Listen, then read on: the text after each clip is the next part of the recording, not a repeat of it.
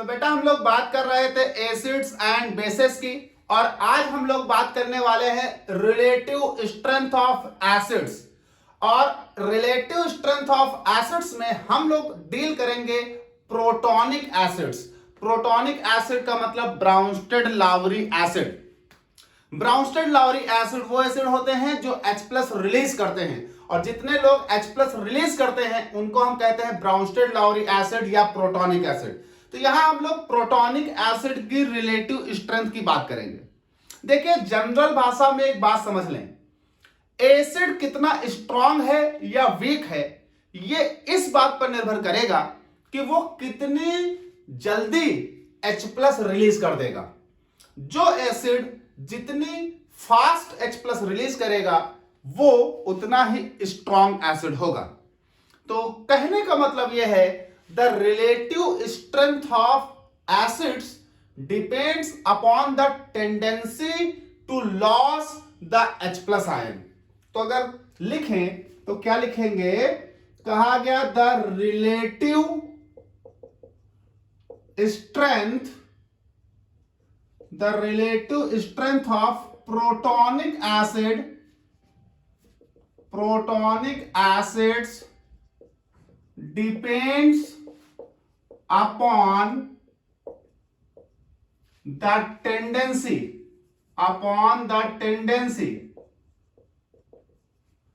to release the proton. Tendency to release the proton, जो जितनी जल्दी प्रोटॉन रिलीज करेगा वो उतना ही स्ट्रांग, जो जितनी देर में प्रोटॉन रिलीज करेगा वो उतना ही वीक एसिड कहलाएगा। एक वर्ड यहां और समझिए, कुछ लोग ऐसे होते हैं जो कंप्लीटली आयोनाइज हो जाते हैं और बहुत तेजी से H+ रिलीज करते हैं। कुछ लोग ऐसे होते हैं जो पार्शियली आयोनाइज होते हैं। अच्छा, जो कंप्लीट आयोनाइज हो जाएं उसे आमतौर पर हम स्ट्रॉन्ग एसिड्स की कैटेगरी में रखते हैं। जो पार्शियली आयोनाइज हों उन्हें हम वीक एसिड की कैटेगरी में रखते हैं। तो अगर हम जनरली देखें तो कहा गया इन जनरल अगर कोई एसिड है और वो एसिड कंप्लीटली आयोनाइजेबल है, कंप्लीटली आयोनाइज हो रहा है, तो वो स्ट्रॉन्ग एसिड है। एग्जाम्पल के तौर पर जैसे आपके पास HCl, HBr, HI एटसेट्रा। अगर वही एसिड कंप्लीट आयोनाइज नहीं हो रहा है, पार्शियली आयोनाइजेबल है, पार्शियली आयोनाइज है, तो वो वीक एसिड कहलाएगा। एग्जाम्पल के तौर पर एसिटिक एसिड, आपके पास H3PO4 एटसेट्रा।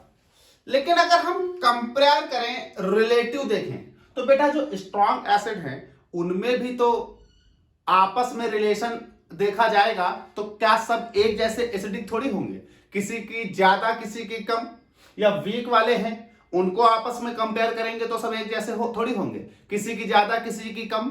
तो रिलेटिव स्ट्रेंथ ऑफ एसिड की अगर हम बात करें तो relative strength of acid is the tendency to loss the H+ ion, जो जितनी जल्दी H+ दे दे। अब जैसे तुमसे कहा जाए HCl, HBr, HI, क्या ये तीनों बराबर एसिडिक है? नहीं, इसमें कौन ज्यादा एसिडिक है?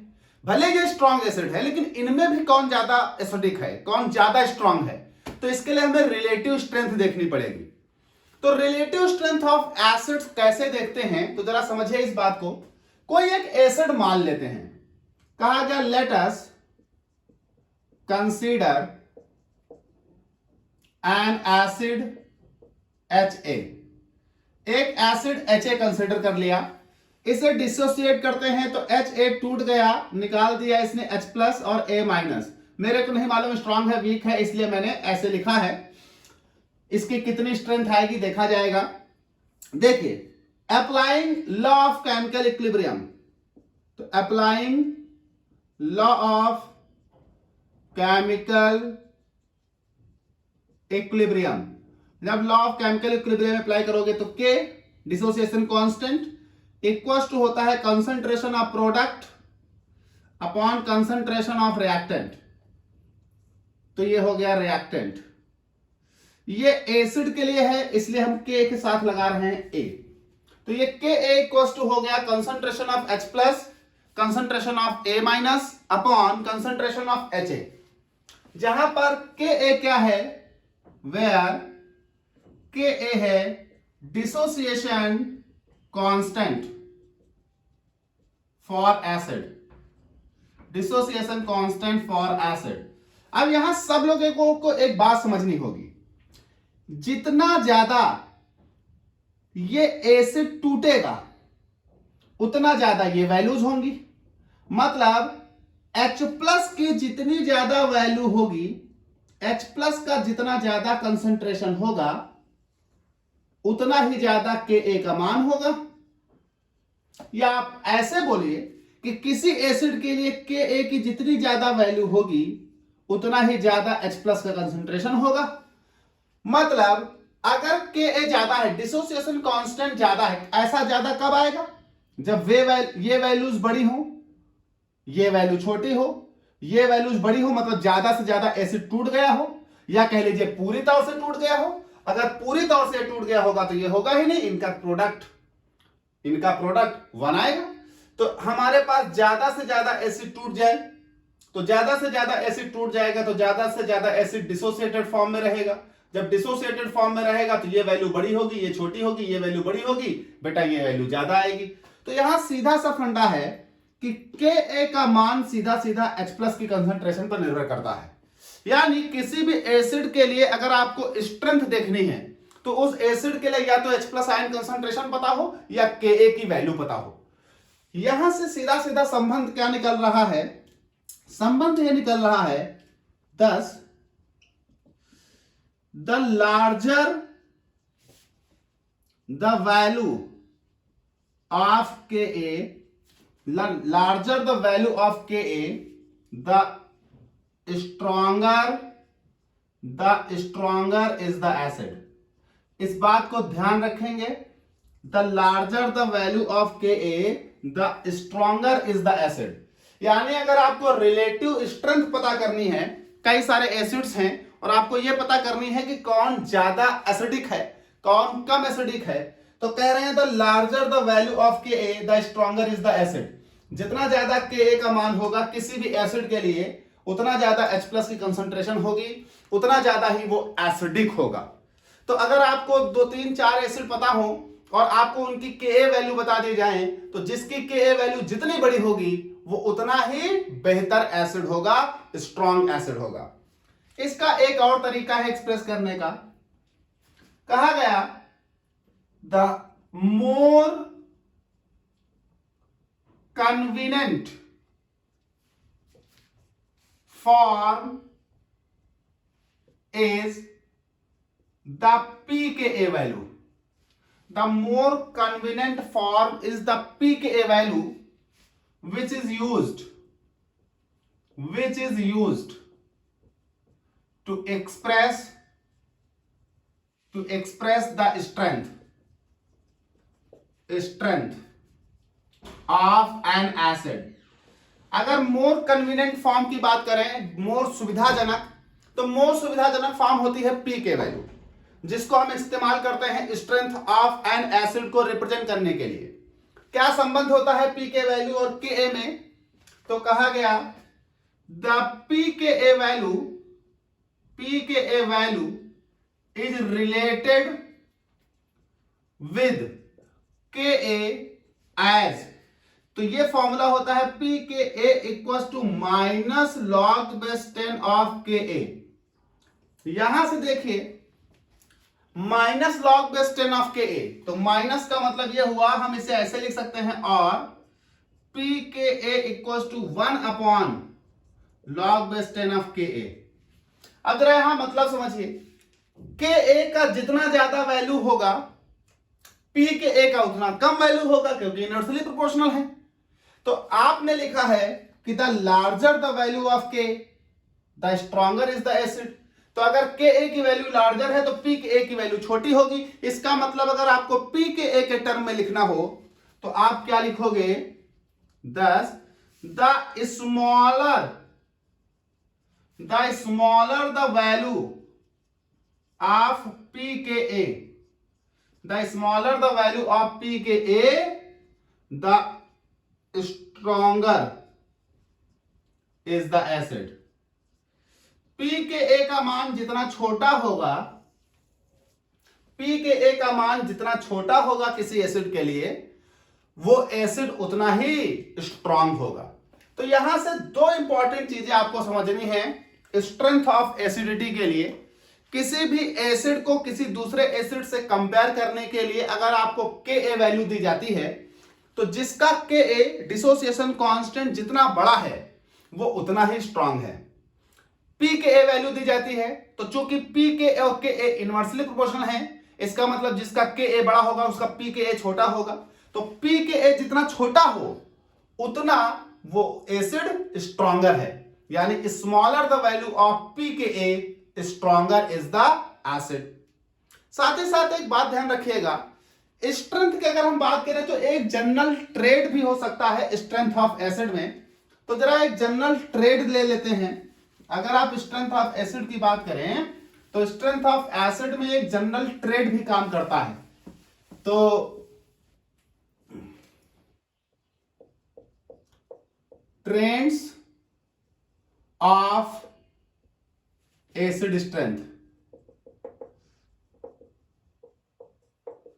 Trends of acid strength. देखिए ट्रेंड हम पीरियोडिक टेबल में देखेंगे।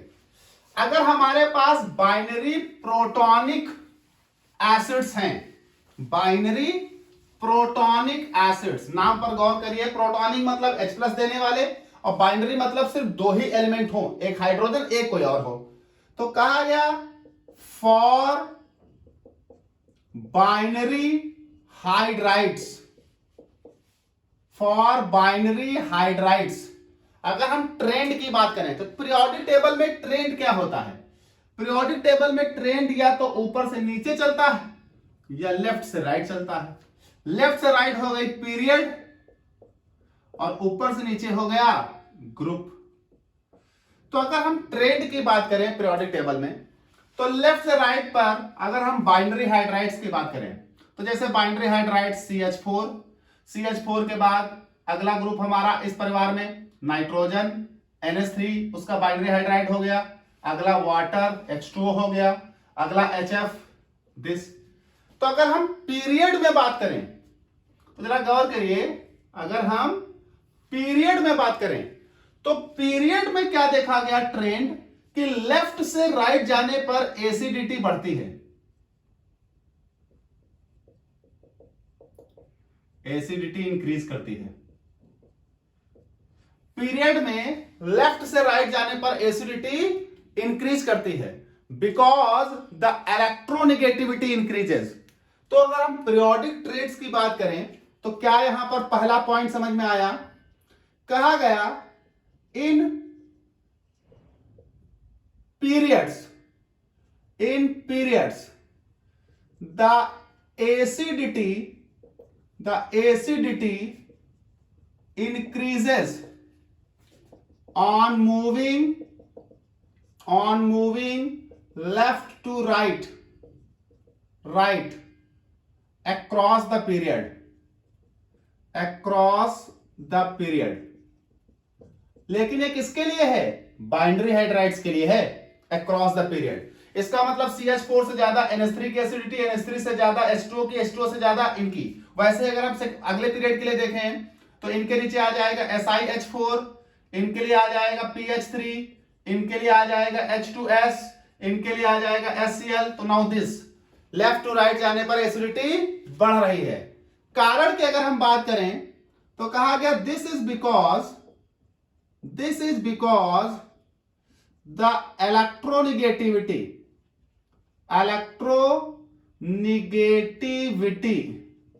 of the atom increases। अच्छा, इलेक्ट्रोनेगेटिविटी बढ़ने से क्या फायदा, जरा गौर करिए। हम किसी भी को भी देख लेते हैं, जैसे ये हो गया H2O, तो ये H किस पर जुड़ा है, O पर, और ये हो गया HF, तो H किस पर जुड़ा है, F। जब F की इलेक्ट्रोनेगेटिविटी ज्यादा है तो F इन बॉन्ड के इलेक्ट्रॉनों को अपनी ओर ज्यादा खींचेगा एज कंपेयर टू O के। तो जब F में इस बॉन्ड के इलेक्ट्रॉनों को अपनी ओर ज्यादा खींचा जाएगा तो यहां ये बॉन्ड आसानी से टूटेगा, more easily break as compare to this. इसके अपेक्षा यहां बॉन्ड आसानी से टूटेगा। तो जब इलेक्ट्रोनेगेटिविटी एटम की बढ़ती है तो हमारे पास shared pair electron more electronegative atom की ओर खींचे जाते हैं ज्यादा, और उस बॉन्ड को आसानी से तोड़ा जा सकता है। दैट इज वाई H+ पहले निकलेगा, और जब H+ पहले निकलेगा तो ऑफ कोर्स एसिडिटी क्या होगी, ज्यादा होगी। तो across the period left to right जाने पर एसिडिटी बढ़ती है। याद रखिएगा, लेफ्ट टू राइट जाने पर अक्रॉस द पीरियड सिर्फ और सिर्फ इलेक्ट्रोनेगेटिविटी का ही टर्म देखा जाता है। साइज का फैक्टर यहां पर वीक होता है, साइज से स्ट्रांग होता है इलेक्ट्रोनेगेटिविटी, इसलिए साइज का फैक्टर अक्रॉस द पीरियड काम नहीं करेगा। चलिए अब अगर हम बात करें ग्रुप में ऊपर से नीचे आने पर, तो अगर हम ग्रुप में ऊपर से नीचे आने पर बात करें तो कोई भी एक पीरियड पहले पकड़ लेते हैं। मान लीजिए हमने ले लिया HF के नीचे HCl के नीचे HBr और HBr के नीचे HI। ग्रुप में ऊपर से नीचे आने पर बेटा यहां पर भी एसिडिटी बढ़ती है, दोनों तरफ बढ़ती है, याद करिएगा एसिडिटी बढ़ती है। इसका मतलब दिस। लेकिन सर ऊपर से नीचे आने पर आप कह रहे हो एसिडिटी बढ़ती है, जबकि ऊपर से नीचे आने पर इलेक्ट्रोनेगेटिविटी तो घट रही है, इलेक्ट्रोनेगेटिविटी तो इसकी ज्यादा है, बिल्कुल ज्यादा है। पीरियड में जब हम चलते हैं तो साइज और इलेक्ट्रोनेगेटिविटी दोनों को अगर हम देखें तो न्यूट्रलाइज करके इलेक्ट्रोनेगेटिविटी का फैक्टर बड़ा होता है। दैट इज वाई इलेक्ट्रोनेगेटिविटी के बेसिस पर देखा जाता है।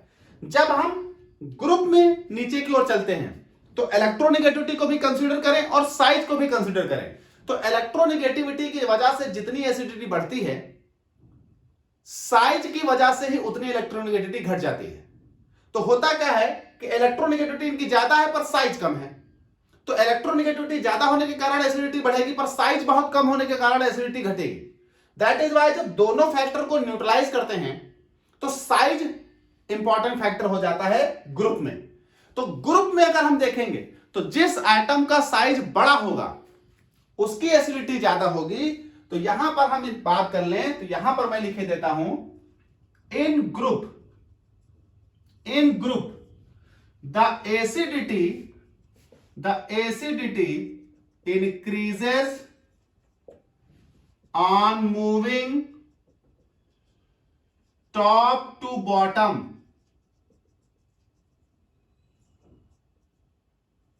across the group। Top to bottom अगर आएंगे तो एसिडिटी बढ़ेगी, और इसका कारण होगा this is because the size of atom increases. अच्छा, इससे क्या फर्क पड़ेगा जरा ये भी समझ लें। अगर साइज ऑफ एटम बढ़ रहा है तो क्या फर्क पड़ेगा, देखिए जैसे मान लीजिए HF है और ये हो गया HCl। बेटा साइज के बड़ा हो जाने से जो ये बॉन्ड है ना, इस बॉन्ड की लेंथ बड़ी हो जाएगी। यहां बॉन्ड लेंथ क्या होगी, बड़ी होगी, लार्ज होगी एज कंपेयर टू इसके। जब बॉन्ड लेंथ लार्ज होगी तो इसकी बॉन्ड एनर्जी कम होगी, बॉन्ड एनर्जी लेस होगी। तो जब बॉन्ड एनर्जी लेस होगी तो ये बॉन्ड आसानी से टूटेगा एज कंपेयर टू दिस। तो सर इलेक्ट्रोनेगेटिविटी इनकी ज्यादा है, इलेक्ट्रॉन अपनी तरफ खींचेंगे, बिल्कुल खींचेंगे, इनकी भी इलेक्ट्रोनेगेटिविटी, ये भी इलेक्ट्रॉन अपनी तरफ खींचेंगे, लेकिन इनका साइज बड़ा है जिससे इनका बॉन्ड बड़ा है, इनका बॉन्ड छोटा है। तो यहां बॉन्ड बड़ा होने के कारण बॉन्ड लेंथ जब बढ़ती है तो बॉन्ड एनर्जी घटती है, और बॉन्ड एनर्जी घटती है तो बॉन्ड आसानी से टूटता है। तो एज कंपेयर टू दिस यहां बॉन्ड आसानी से टूटेगा, इससे ज्यादा आसानी से यहां टूटेगा, इससे ज्यादा आसानी से यहां टूटेगा। तो किसी भी ग्रुप में ऊपर से नीचे आने पर एसिडिटी बढ़ती है, क्योंकि एटम जो हाइड्रोजन को रख रहा है उसका साइज बड़ा हो रहा है। इसी तरह से अगर हम इस वाले पीरियड में देखें तो H2O से ज्यादा इलेक्ट्रोनेगेटिविटी हो जाएगी, एसिडिटी हो जाएगी H2S की, और H2S से ज्यादा एसिडिटी हो जाएगी H2Se की। तो आप गौर करिएगा किसी भी ग्रुप में ऊपर से नीचे आने पर हाइड्राइड्स की अगर कंपैरिजन करेंगे तो किसी भी ग्रुप में ऊपर से नीचे आने पर एसिडिटी बढ़ेगी, किसी भी पीरियड में लेफ्ट से राइट जाने पर एसिडिटी बढ़ेगी। कारण दोनों के अलग है। पीरियड में एसिडिटी बढ़ रही है क्योंकि इलेक्ट्रोनेगेटिविटी बढ़ रही है, साइज वहां मैटर नहीं कर रहा। ग्रुप में एसिडिटी बढ़ रही है क्योंकि साइज बढ़ रहा है एटम का, इलेक्ट्रोनेगेटिविटी वहां पर मैटर नहीं कर रही। तो सर क्या इलेक्ट्रोनेगेटिविटी या साइज इन दोनों जगह काम नहीं करते? काम करते हैं, लेकिन आप बात को समझिए। जब हम पीरियड में जाते हैं तो साइज छोटा हुआ, इलेक्ट्रोनेगेटिविटी बढ़ी, लेकिन इलेक्ट्रोनेगेटिविटी की वजह से आया हुआ अंतर और साइज की वजह से आया हुआ अंतर जब हमने कंपेयर किया तो साइज वाला फैक्टर छोटा था, तो हमने इलेक्ट्रोनेगेटिविटी वाले को देखा। लेकिन जब हम ग्रुप में ऊपर से नीचे जाते हैं तो साइज बढ़ा और इलेक्ट्रोनेगेटिविटी घटी। इलेक्ट्रोनेगेटिविटी के घटने से एसिडिटी पर जो प्रभाव पड़ा और साइज के बढ़ने से एसिडिटी पर जो प्रभाव पड़ा, जब उन दोनों को हमने न्यूट्रलाइज किया तो देखा साइज का फैक्टर बड़ा था, तो हमने साइज के हिसाब से देखा। तो कुल मिलाकर आप 3 बातें ध्यान रखें। पहली, जिस एसिड के लिए Ka वैल्यू जितनी बड़ी होगी वो उतना स्ट्रॉन्ग एसिड। दूसरी, जिस एसिड के लिए pKa वैल्यू जितनी छोटी होगी वो उतना स्ट्रॉन्ग एसिड। तीसरी, किसी भी पीरियड में लेफ्ट से राइट जाने पर एसिडिटी बाइनरी हाइड्राइड्स की बढ़ती है और ग्रुप में ऊपर से नीचे आने पर एसिडिटी ऑफ बाइनरी हाइड्राइड्स बढ़ती है। बेटा आपकी एसिडिक स्ट्रेंथ की प्रॉब्लम समाप्त हो गई। ये हो गया रिलेटिव स्ट्रेंथ ऑफ एसिड। तो आप रिलेट कर देंगे किसी भी एसिड्स को।